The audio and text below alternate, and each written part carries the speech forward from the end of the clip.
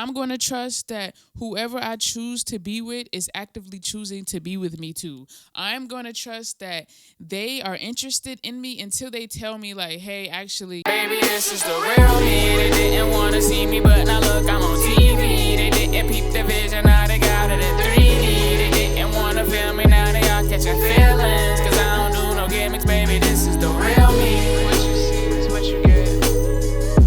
Cause I don't do no gimmicks, baby, this is the real me. And if you don't like it, I don't sweat it. Cause I don't do no gimmicks, baby, this is the real me. Ooh, baby,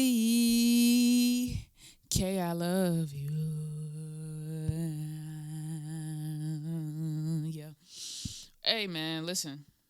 Let me set my timer. Y'all already know I got to set my timer to keep myself on track. Is my timer set? Because y'all.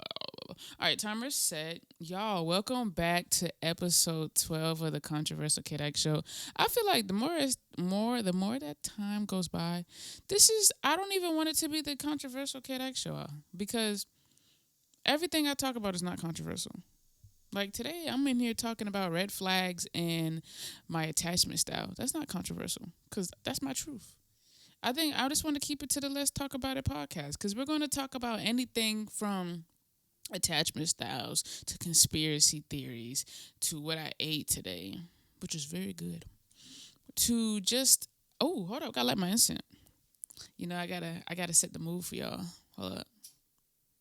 I gotta set the mood for y'all because for the folks that's tuning in, y'all know I appreciate it. Y'all know I appreciate it because it don't matter how many people tune in. If somebody is getting a message, somebody's getting a vibe from this, we've won. Even if it's just me. But I know last time I talked about some of my red flags. And I had a good time talking about that because I think since then I've really had like a come to terms with myself. This Saturn retrograde is Saturn retrograding. And I really just had a come to terms with myself about a lot of patterns that I've had that I didn't realize I've had. A lot of things that I thought that I was healed from, I'm not. And even new situations arising and I'm just becoming more aware of my feelings, I'm like, sometimes I am the problem. And that was hard to, okay, not too much smoke. Keep it cute. Just realizing that sometimes I am actually the problem. And this entire time, there were certain situations like my communication style, how I handle conflict. I thought, I gotten better. I'm handling conflict good. Whole time, I be cutting up. And it's like, I didn't realize how much I could improve in my conflict resolution skills. Because, when, say, for example, starting off, I didn't have any conflict resolution skills. So it's really, I gone from 0 to somewhere, and I think like, oh, my conflict resolution skills are top tier. I know how to handle conflict. In reality, there's always room for improvement. So this episode is really just talking about more of my red flags and also being more aware of my attachment style because I have a very anxious attachment style and I didn't see how much that contributes as much issues that it causes. So before I even say that, I feel like I'd be just jumping into things, but I feel like, why not? So I wrote down a list of things because last time I kind of just winged it and it ate. But I didn't want to just wing it this time because I've actually learned some things that I want to apply, and maybe it'll help y'all out to apply if you have an anxious attachment style or if you're dealing with someone with an anxious attachment style. And top, I like telling y'all my red flags because I like letting people know, like, I ain't perfect and I got a lot of things that I'm still growing to. I'm growing through some things. So as far as my red flags, because this is part two. As far as my red flags, right? I put number 1, my feelings being overbearing and taking control of a situation without considering others' feelings. Now, let me tell you something about this. I was a firm believer that was not a true statement about me. There's been my past, I don't even know how many relationships have said this to me because a lot of relationships I was not very tuned into what was going on. I was so in my head about my feelings. And that's the statement that's accurate. So my past two relationships, one thing they did say about me is that, my emotions can be a lot. Like my emotions can be a lot, and when it comes to certain situations, my emotions trump everything else. And to give an example, it can be like, right, I can be in a conflict with my partner. But what I'm saying is this can go to any form of relationship dynamic, even whether it's platonic or romantic. But I'm giving you a romantic example because most of this really pops up in romantic situations because that's where I'm triggered at the most. But there could be a situation, right? I could be hanging out with my partner, and now with an anxious attachment style, I'm already like feeling like everything, any action or any difference, bro, something in my eye. Any difference in an action, right? Okay, let me reel it back. With my anxious attachment style, I can feel like any change in behavior is automatically resulting back to something I did. So, say for example, they could text me and they not text me how they usually text me. I'm going to automatically result that, okay, damn, I did something, or dang, they might not be feeling me no more, and I'm already taking this personal. They can be like, hey, good morning, have a good day, and there ain't no emojis or nothing. I'm just like, why you ain't got no emojis? Like, what's up with that? So now I'm like, well, what did I do, or what did you assume that I did? Even though I know I didn't do nothing, I'm like, what did you think I did, or assuming? So I'm like, why you acting like that? And they're like, I'm not acting like anything. Like, I'm chilling. So now I'm like, okay, cool. Well then, shit. You don't want to send no emojis? I ain't sending no emojis. So now we're in this space where the energy is weird because I'm already assuming like, oh, well, I'm finna match your energy. If you gonna text me dry and you not telling me how you really feel, well then shit, I'm matching that.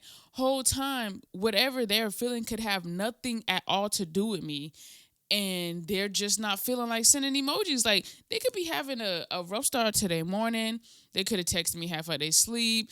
It could have been anything that had nothing to do with me. But I was so quick to attach that to, oh, it's something that I did. They're acting stank. I don't really want to. I'm not finna kiss their ass, so I'm finna match the energy. So now the energy is weird because I'm feeling like I gotta compete with your energy. So I'm not feeling like I'm kissing your ass. Now we're in a space where I have an attitude. Why do I have an attitude? And that's where an example where my feelings are overtaking someone else's life where there was no issue. So now there's an issue because I'm assuming you are being passive aggressive and you have an issue that you're not speaking up on. So now I have to maneuver to adjust the balance when they don't even have an issue.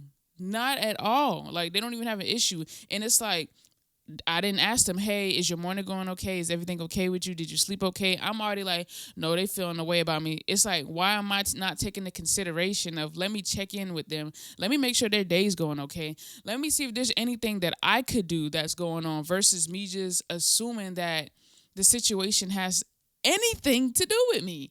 And that even goes to like, one of my biggest triggers is like distance. That is a big trigger for me when it comes to distance. I could be hanging out with my partner. When I'm in a relationship, I could be hanging out with my partner and we're good. We hanging out, we're good. The moment, say for example, if they're going out of town, oh my gosh, call the ambulance because girl, I can't take it. The moment they go out of town, I am freaking out. It's like, I need you to check in with me. Just check with me during the day. I'm like, I'm making it such a big issue versus letting them just enjoy their time, being present with, if they're by themselves, if they're with their folks. Like, instead of allowing them to be present, I'm just like going through it like, oh, they on their Instagram and they posting stories, but they not text me back. So what? It's like, I can say so what now because I'm looking at it from a view of, there, if we're good and our relationship is good, there's nothing that's going to come in between that. No space, them spending time with their folks and being present, that is not going to affect what we have going on. But me, I'm like, I still need to know that you care. So texting me during the day will show me that you care and that I'm still a priority.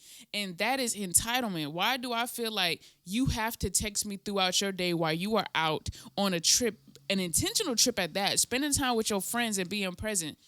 Why can't you be away from your phone without feeling like, dang, she gonna trip if I don't text her back, or dang, this is gonna be an argument if she don't hear from me in the next couple hours, or I can't even post on my story without feeling like, oh, let me text her back.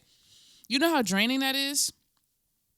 That's draining. And it's like, looking back on it, it's like, I'm not ashamed of it, but I feel bad for the people that have had to deal with that when it comes to me, because I've done that so often in relationships. Like, make people feel obligated, like, I just need you, even if you just say I'm thinking about you during the day, that's gonna make me fine. Or I can know, hey, they're out having a good time, they're being present, and let them enjoy that. Even if it's like, let them enjoy that. And even if they're not out of town, even if their day to day, they are doing what they need to do, they're spending time with their friends and they're being present with themselves, or they just want to chill butt naked and watch Netflix and not text nobody back. I shouldn't feel obligated, like, since you're not doing nothing, you should be talking to me. Well, you're not doing nothing, so I don't see why you're not talking to me. I need to find me some business to get into. Why am I so hyper fixated on what they have going on and feeling like I need to be a part of what they got going on, and you need to be texting me, and well, since you're not texting me, I feel like you're not into me. It's like, it's crazy, this revelation of why are you acting like this? But it really is a safety thing. Because now I'm in positions where I'm putting myself in situations where I'm attracting people who have more healthier connection and more healthier styles than me, to where they don't text all day, where they don't, where they can be away from me and their interest level is just the same as before when we talked in the morning and said good morning, have a good day, versus when we reconvene at night and discuss our day, the feelings haven't changed. And I'm like, oh, this is a thing where we cannot talk all day. We can both have our separate lives, live our separate intentional purposes, and come back at night and still be a union? I didn't know that. And I'm being so real with you. I didn't know that. I didn't know that was a thing. I thought, the standard of communication had to be like, constant. But it's like, when I thought about it, it's like, I have friends I don't talk to every day. I have friends I haven't talked to in years, but yet we're still locked in. But yet I can hit them up and we gonna reminisce like ain't nothing happened. So it's like, why am I not looking at my relationship the same way? Like, there's no difference. It's not like, oh, now since we're in a relationship, you have to prioritize me over everything. No, I don't want that, because I don't want nobody to feel like I have to put what I got going on to the side to talk to you and to cater to you. I like people who can emotionally regulate themselves. And if I want that for my partner and my friends and my family, I need to have that same mentality about myself. I want my partner to feel secure enough that if they haven't talked to me all day, they're not gonna feel like when we reconvene, I'm down their throat on, I felt like you should have talked to me and you wasn't texting me back, and I felt like I was losing the connection. You know how draining that is? To know that you really actually like a person and you really want to be with that person, but you feel like you have to prove yourself to them because they're not believing what you're saying is true. That is very emotionally draining. And I don't want to put no more people through that. And it's like, I'm in a space where I want to just send out so many apologies to folks like, damn, bruh, I am sorry. Like, I did that to you. But it's like, if you're seeing this and you're one of those exes, I may send out an apology, I may not. Because I feel like with that, it's like, I want to really apologize to some folks, but I want to do it in a way where we don't have to rekindle any sort of connection. But it's like, at the same time, would you rather me just not text you? If you're in the chat, right, I'm gonna just put it like this, because I'm gonna end up putting this on my platform. If you are a person, right, and somebody has wronged you, or you was trying to get somebody to understand a situation for so long, whether it was a relationship or a friendship, and they wasn't getting it, and they have now come to this realization in life where they understand where they went wrong and they are taking accountability, would you rather them just go on with their life and just take that lesson and do better? Or would you want them to reach out and be like, you know what, you was right about this. I apologize about all of the times where you were telling me this about myself and I wasn't trusting your word or your character in a way to where I can look in and be like, well, maybe do I do this? Maybe I do this. Would you rather them leave you alone, or would you want them to reach out and apologize? Because I think that's where I'm kind of stuck between right now. like wanting to apologize to folks, because I'm not a person like, if I did wrong, I don't mind apologizing about it. I don't mind taking my accountability and be like, you know what, I sat in that and I was wrong. I'm going to apologize. I'm not saying I've always been that person, but I am that person now, to where give people their apology when they deserve it. Give people that acknowledgement that, you know, you were tripping, bruh. Because I be tripping. But back to what I was saying, you know, now that I'm in a position where I don't have to, and I feel like that also comes with you being with a person that makes you feel secure, that makes you feel like, you know, they not talking to nobody else, and they are focused on what they're saying they focus on. That's also being with trustworthy people. So when there is that space, you're not thinking like, dang, I hope they ain't cheating, or I hope that, you know, they're not out here trying to find a whole other love interest when they're supposed to be focusing on their purpose. Even if that isn't true, that's none of my business. As much as I want to obsess over what my partner's doing and are they finding someone else? Are they interested in someone else? How do they feel about me? Do they still want to be with me? They still want to build me? I don't want to hyper focus on that no more. I'm going to trust that whoever I choose to be with is actively choosing to be with me too. I'm going to trust that they are interested in me until they tell me like, hey, actually, you know, feelings have changed. If they are not telling me their feelings have changed and their actions aren't showing me their feelings have changed, I am going to stop assuming that something has changed, because maybe one day they're not feeling very enthusiastic. That's okay. I don't want to be with no one who fakes it anyway. So it's like, I have to stop assuming other people's feelings and stop projecting on what I may think that they feel when they're not even feeling that. Because that has been a big issue with me, feeling like someone feels a way about me and it is nothing. And I am creating this issue where there's no issue. So that was a major one. That has really shaped a lot of my identity, just that assumption and that projection in all my relationships. And another thing that really made me have to sit with that is because talking to someone who is in a more like healthy style of communication, like they're going to come to me about an issue, it's like not wanting to lose them and realize, oh, I'm actually tripping, like having to sit, because sometimes somebody can tell me something, I'm like, you're tripping, what are you talking about? And having to sit and be like, oh, you know what, dang, I actually was tripping, and now they don't want to be with me because of this, even though now I can change it. Like, I can change this because now I know it's an issue, versus someone telling me it's an issue and I'm like, no, that's not no issue. It's like now seeing that it's a pattern, because once you start going through the same things with this different people, then that's where you have to look inward, and it's like, okay, what am I doing to play an active part in this? Because if 3 people have told me that my feelings can be overbearing and my feelings can change the trajectory of a conversation, then it has to be me. There's no way these 3 people are just saying this and pulling this out of their ass. There's no way they are saying this about me and it's not true. Now, people do be cap out, but I'm saying in these certain situations where I keep ending up in the same type of situation where the same character flaw keeps coming up, okay, it's me. It's me. And realizing it's me now has kind of helped me. Now I'm being more intentional and being more aware of my emotions.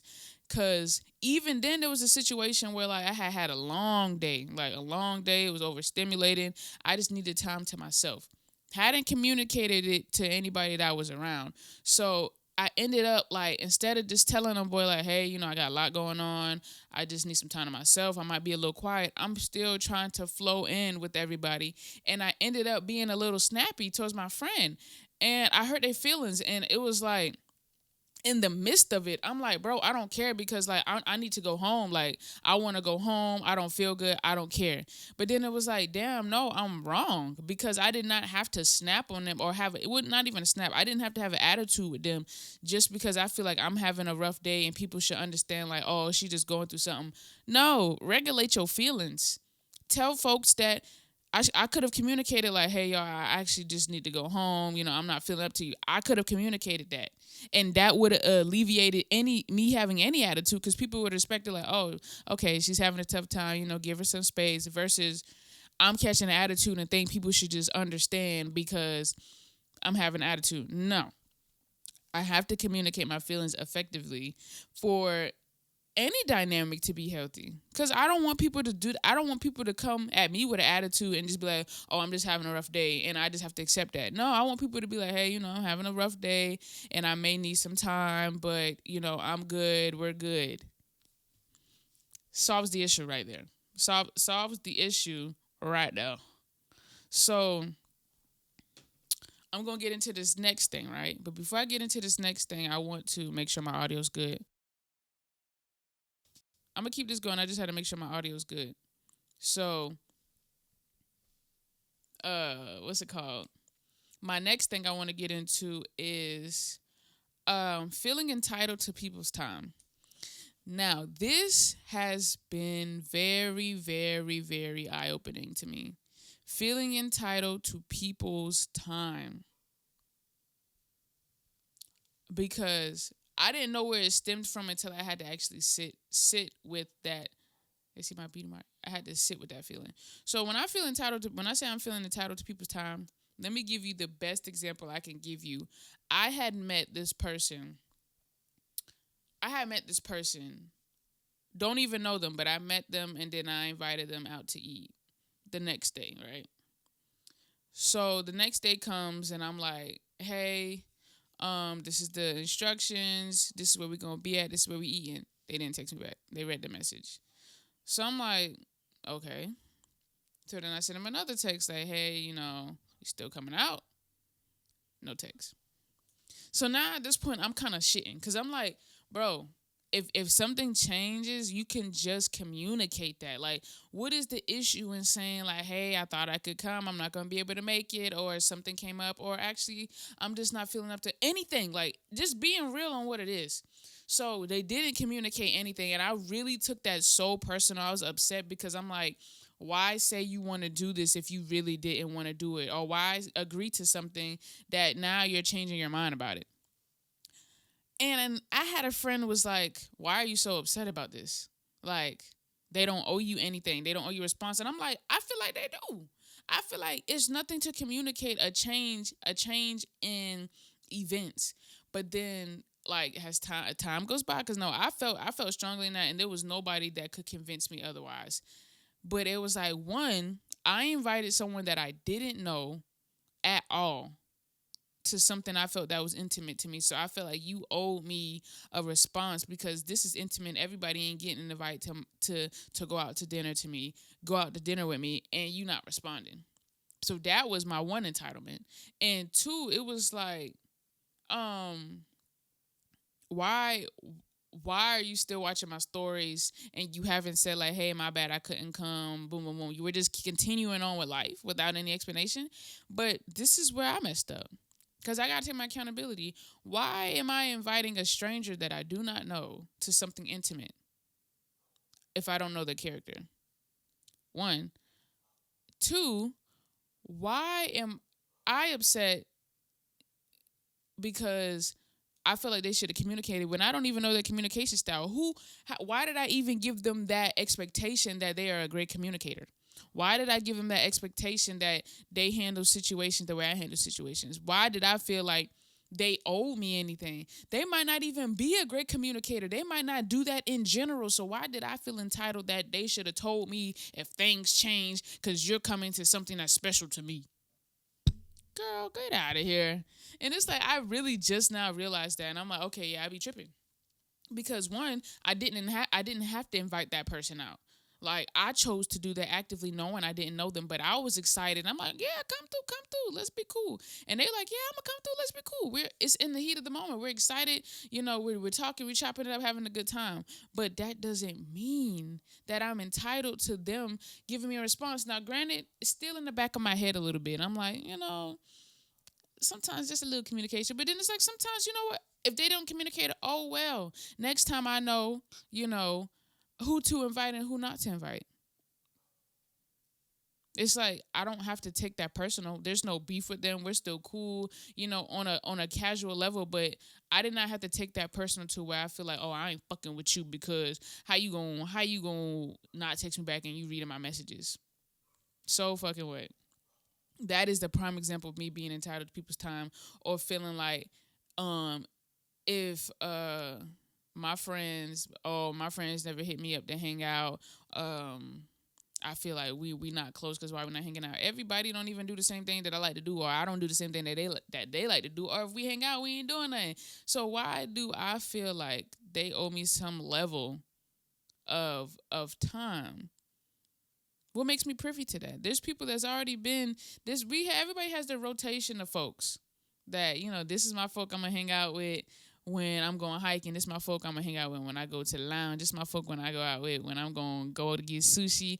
And I'm that type of person. I don't even like doing a lot of stuff anyway. So it's like I need to fill my time up with stuff that I like to do, and I'm gonna meet people in that niche that's gonna like the same type of stuff. But what I have to stop doing is thinking that I am entitled to people's time, because one thing that I did learn about why I feel that way is because I give people so much of my time.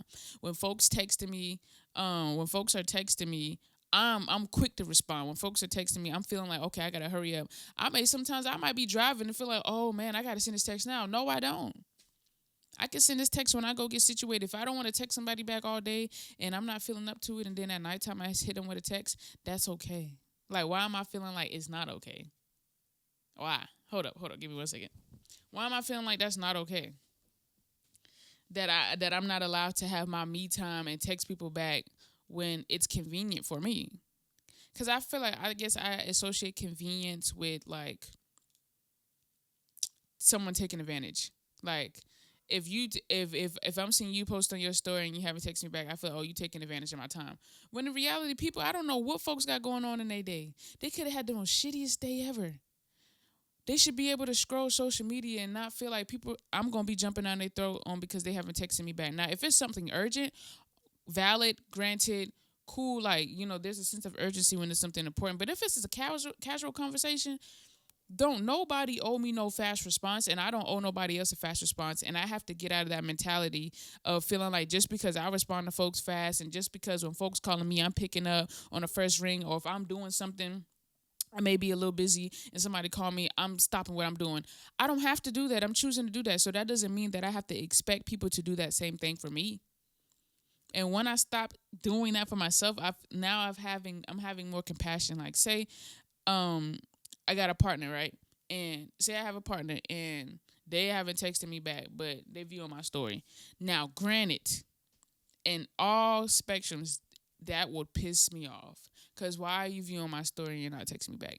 But now, and for a long, long, long time, I've had this mindset: do not view my story if you're not texting me back, because you're going to piss me off. Why are you viewing my story and you're not texting me back? For a long time, I have had this mindset.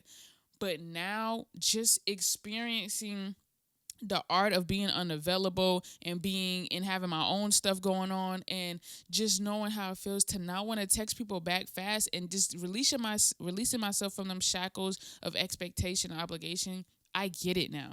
I wasn't able to get it then, but I get it now. Like, I could be on set all day and then have to go straight to working at the station. Then from the station, I still got to drive home. I may have some homework to do. I may have a list of things on my mind. I may be overstimulated. I may need time to myself. I don't and I don't be texting people back. I texted my friend back all the way. They text me during the day and I text them back all the way at night. And I'm like, hopefully they don't take this the wrong way. And it's like, I guess I felt like a sense of guilt. Like, dang, hopefully they don't feel like, I'm doing this intentionally. Like, I'm posting on my story and I'm not texting them back, and this is being intentional. But it's like, no, I got to get out of that making myself feel guilty for just doing regular human things. Like, I remember when there was no cell phones. If you wanted to get in contact with me when I was young, you had to call the house phone to see if I was available. What are you gonna do if I'm not available? You have to wait till I'm available. And it's the same thing with now. Social media has made me and people just feel so entitled that just because you always have your phone in your hand means you always have to be responding back to people. No, you don't. Just because I always have my phone on me don't mean I have to be answering every beck and call from people. I don't owe you shit. And you don't owe me shit. And that's what I really had to learn. Someone can have their phone in their hand right now, and just because I text them, I used to feel like, oh, you got your phone. You always got your phone on. You on social media. Why you can't text me back? Because they don't want to right now. Sometimes people forget. It's like, it's so many reasons, but that don't mean I have to take it personal. There's a difference between someone deliberately ignoring someone and someone just not wanting to respond back and be social. And that's okay. That is my bit on entitled timing. I'm not feeling entitled no more. That is too much to care about. I'm putting too much importance on myself to feel like people are doing things deliberately to hurt me in a negative way. Like, I attach so many people's feelings to, oh, they're doing this to hurt me. Bro, 9 times out of 10, folks don't even be thinking about me, bro. Folks don't even think about me. Let me tell you a story about that. There was a situation. I was working at this job, and I worked 3 days a week. And on that, when before I would leave for the weekend, I always make sure I would set the chef up for the next day. This particular day, that next day, one of the cooks wasn't supposed to be there. So they were really banking to make sure everything was set up right. Mind you, I was too busy trying to clean up other people's areas that I had forgot to set up the station for him. He texted me passive aggressively like, oh, dang, thanks for setting up. But then he proceeds to tell the other cook that he felt like I was sabotaging him because I liked the other cook more than I liked him. And in my head, I'm like, where did he even get this mindset that I was trying to set him up? I literally had just forgot. Like, when I say I literally just forgot, like, there was no intention like, oh, I'm not going to set up on purpose. I literally had just forgot, and that was it. But I was like, he's putting too much importance on himself and personalizing this, thinking that I'm trying to sabotage him when that wasn't even my intention. I'm literally just helping other people clean up, and I had forgot to finish setting up my station. And that story has carried me a long way because that's what I do. A situation can happen and I'm, oh, you trying to sabotage me. Oh, you trying to play in my face, or oh, you being secretive, or you keeping secrets, or you trying to be sneaky. And the whole time it don't even have nothing to do with me. Why am I putting so much importance on myself that every little thing someone does is some ploy to the plot? And there's no ploy to the plot. People got their own shit going on. So that is my bit. And I'm enjoying my bit. I would say my third red flag is detachment without accuracy. Oh my gosh. Detachment without accuracy. I will fall back. I will fall back. I will fall back. You don't got to worry about me. I'm falling back. If I feel someone is really playing on my top, if I feel someone is playing with my time, and that has really hurt me in a lot of relationships because the shit don't even be true. It don't even be true, dog. And I say it don't even be true. I had cut off a friend because they kept disappearing, and I felt personally attacked because I feel like you don't even know what I have going on, and you not even being able to show up for me, and you feel like you could just keep disappearing out of my life and come back up. Took it personal. Instead of asking him like, hey, is everything okay with you? Is there anything you want to talk about? It's good to hear from you. Instead, I'm like, no, I don't like the way this friendship is. And it disregarded all the other ways that person showed up in a friendship because I'm taking their space and time personal. Now, that's the importance of knowing how people maneuver in a state where they have things going on. Because some people isolate. Some people take time to themselves. And that's the importance of knowing the folks that you're around. Because when you're just on a shallow level with people and they disappear, you have no type of insight. And even with no insight, I can't take that personal. Like, I used to see them playing the game, and I'm taking it personal like, oh, you playing this game, you ain't hitting me back, but you could play a game. And not only playing a game, you playing duos? You're playing duels with someone else? So now you found another friend to play duels with? You're not playing duels with me? Oh, I was in my feelings about that. I'm like, now mind you, they could have been playing with a computer. I don't know who they was playing with, but I took a person like, we're supposed to be playing duels together. You're supposed to be my friend, and we're supposed to be spending time together. But yeah, you done disappeared on me, and you're not responding back to my messages, but you in a video game. Maybe, and guess what? When I realized how much I do that, guess what I did? Recently, I reached out to them and I apologized for being inconsiderate and just being selfish on me just taking their disappearance personal. Now, granted, they did take accountability on some, like, I could have communicated, that, like, the type of person I am, because that is important. And we both agreed that, we both played our parts in that. But now, like, we cool, and I won't take the disappearance personal. People have their stuff going on, And that's detachment without accuracy, because you couldn't tell me up and down that they wasn't trying to play in my face. You couldn't tell me up and down they wasn't playing on my top, taking advantage of my presence. When them boy actually really loved me, and told me they took it hard, because that was a friendship that we built, that friendship, staying up late nights, playing on Fortnite, just really kicking it on some cool. But that's the beautiful thing about reflection, because I'm able to go back and realize where I mess up, and be able to rekindle certain situations that I didn't end on a negative term, or disrespectful. Like, be disrespectful, or those shots, or be passive aggressive. So I'm grateful for that. Dang, I probably have saved the anxious attachment bit for another episode, because this episode is getting long as a whistle, baby. But my fourth thing is being stubborn. I am very, very, very, very, very stubborn when it comes to things. Like, if I, like, say for example, me and my sister, we was driving somewhere, and there was I didn't know there was a lot of traffic, but my GPS had rerouted me to take this different exit. And I'm like, bro, I don't want to take that exit, because that's not what it told me to do. And she was like, no, it's been saying this for a while. And I'm like, no, it hasn't. I'm not doing it. She was like, it has been saying it, but okay. So I didn't take the exit. Next, we get caught in a hella traffic. So now I'm looking at her like, I'm looking like a fool, because she already told me, like, hey, boom, boom, boom, take this. And I'm like, no, I'm not doing that. I don't want to take the exit. And I got caught in traffic, and she's like, your ass be stubborn. And I'm stubborn in a lot of regards. I could be stubborn in a relationship. I could be stubborn in my friendships. It's like, if I feel a certain way, there's not nobody that can change my mind. And I feel like it has its blessings and it has its curses, because nobody can change my mind when it comes to certain things. But then when it comes to important things, I allow people to change my mind, which is crazy. Like, the things that actually benefit me, I won't let nobody change my mind. But when it comes to, like, things that are really important, and it's important that I make this decision on my own, I let people change my mind. Crazy, ain't it? But that has been one that I have been working on, just allowing. If I trust people enough to be in my life, I should trust that I should trust to take their judgment with a grain of salt, their advice with a grain of salt, instead of being like, bro, you don't know me, I'm not listening to you. Like, I should be able to be like, let me see what they got to say. My pride. I'm a prideful person. If I feel a way about something, I think that goes hand in hand with stubborn.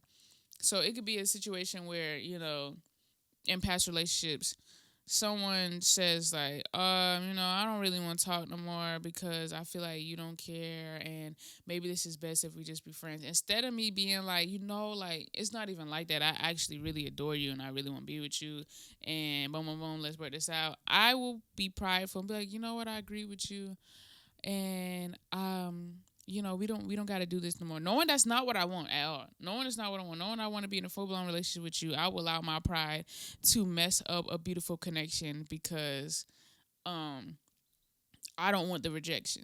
And that's what I had to learn. Like, rejection's going to come. Now, if someone decides that they don't want to do something, then I just have to eat that rejection and keep it pushing, because 9 times out of 10, people just want to know you fucking care, dog.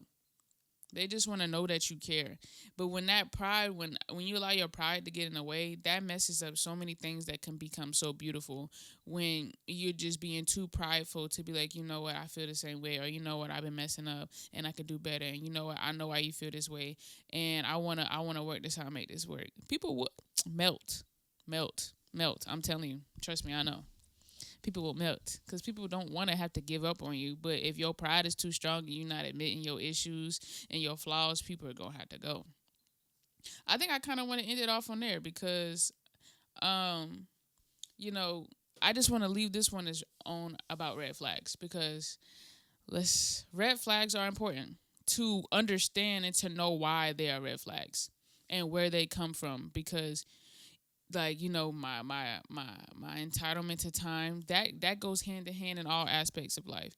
Even when it comes to, like, people being late. I cannot fucking stand people being late. I cannot stand when folks be late. I cannot stand because to an extent, people are disrespecting your time. Even though they're not doing it intentionally, they are still disrespecting your time. But I had to learn to stop even taking that personally, and And my homeboy, oh my gosh, my homeboy used to be late. So my homeboy, we missed a flight because of this man. I told this man we had a flight. I said, bro, I think you should just stay the night at my house so we can just go to the airport from here. And I kind of want to sleep in my bed. It's gonna be good. I'm gonna wake up on time. This nigga get to the house late.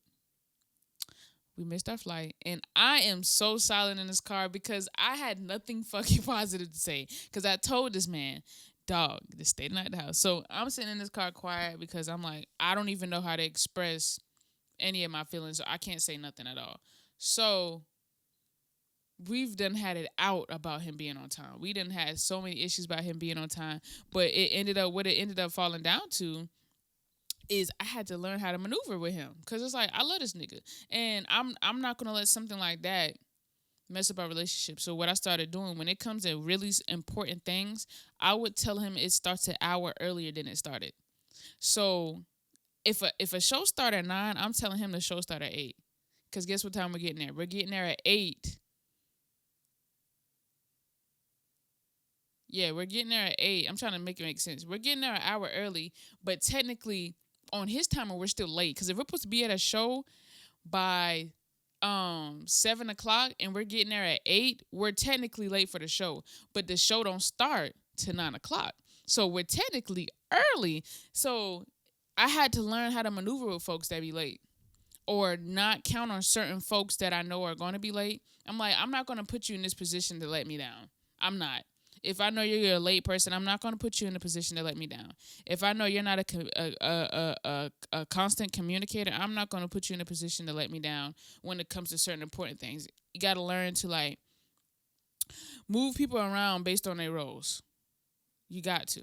And I had to like learn how to move folks around based on their roles. Okay, you don't communicate that great. I'm not gonna put you in the category as someone that's reliable in a sense that if I need something, I'm gonna communicate with you. If I need folks to be on time to a certain event, I'm gonna figure out who I need because if I need somebody to hold this camera and I say, yeah, I need you here at this time, I'm not gonna hit up the folk that I know that's gonna be late. I'm setting myself up for disappointment. So I hope y'all could take from this episode. This episode, I really enjoyed it because I dig deep into myself, and when I dig deep into myself, hopefully, and the last thing I want to say, there is one last thing I want to say. So I commented on this. I was watching this thing about anxious attachment styles, like 2 years ago, and I put my story in the comments on like, I just lost my girl through my anxious attachment style because I told myself a story about basically her phone ended up going dead one night. She had just went back home to her peoples, and I was already scared about that because she had all her old connections and stuff there. So I'm thinking she gonna go home and change her mind, and old fling gonna be there, whatnot. So she ended up going out. I was already tripping on her lack of communication. Red flag. I was already tripping on her lack of communication. Oh dang, you're not texting me, but she really was just having a good time, and I'm tripping on her. Like I'm tripping on her hard. Like you're not texting me back. You don't care. Like why am I double texting you? It's been hours. Oh my gosh, I was tripping. I give people anxiety. I know I contributed to a lot of her anxiety, bro. Damn. Damn. But, because that shit just sad to think about it. Because I don't want to put people through that, making them feel like, damn, I gotta have to deal with you after I had a good ass night. What kind of shit is that? But, basically, her phone ended up going dead. And basically, she had this whole adventure that whole night. I don't know. But the way I thought it went down, I thought she turned her phone off and she was with somebody that whole night and she was cheating on me, and I'm like, I can't do this no more. This girl's cheating on me right now. Whole time her phone had just went dead, and she had this whole thing she went through. Now, mind you, she could have handled that entire situation better. I felt like she could have texted me like, "Hey, my phone went dead," but she's going through her own battles. Her last thing to do is to text me to check in with me like, "Hey, I'm safe." Now, granted, I was scared. I was worried. I'm thinking you cheating. So the next day, when we had this conversation, I didn't believe a word she said. I'm like, "You're lying, dog. You've been out. Like you're not gonna sit up here and tell me your phone been dead all night and you did all this stuff." I'm like, I wasn't able to hear nothing she was saying because I'm so stuck in my perception of how things happen that her truth meant nothing to me. And we ended up breaking up. That I broke up with her that day, and she did not want me back. She was like, I don't think we should. I don't think we should do this. I don't think we should move forward. Like, and I was so devastated because I'm like, oh my gosh, I don't want to lose this girl. But So I put that in the chat, in the chat, and 2 years later someone said, I'm going through the exact same thing. I don't want to lose this girl, like boom boom boom. And I told him, hey, you gotta basically I told him, like, you gotta chill out. Like, everything that I'm telling y'all now, I put that in the chat, and it was like, you are so right about the mood changing, the whole dynamic, and stuff like that. And it was like, I said, I hope it helps, because if I could help one person like not lose somebody that they really care about, I'm gonna do it. Like, because I lost a lot of people due to my entitlement and my anxious attachment style, and just being in my perception. So I hope y'all are able to take something from this. Thank y'all for tuning in. Thank y'all for joining. Please, man, listen. If anything resonates with you, let me know. If you don't, cool. But I just hope y'all keep tuning in. I hope y'all are able to take from this as much as I'm able to take from it. This is episode 12. This is your girl, Kate Ike. Hold up. I got to do a thumbnail. Hold up. No, I don't want the thumbnail. I want them to look crazy. Like, hold up. Like a. All right. Let me get it together. But listen, I'll be back. It's always nice seeing with y'all. Talking to y'all.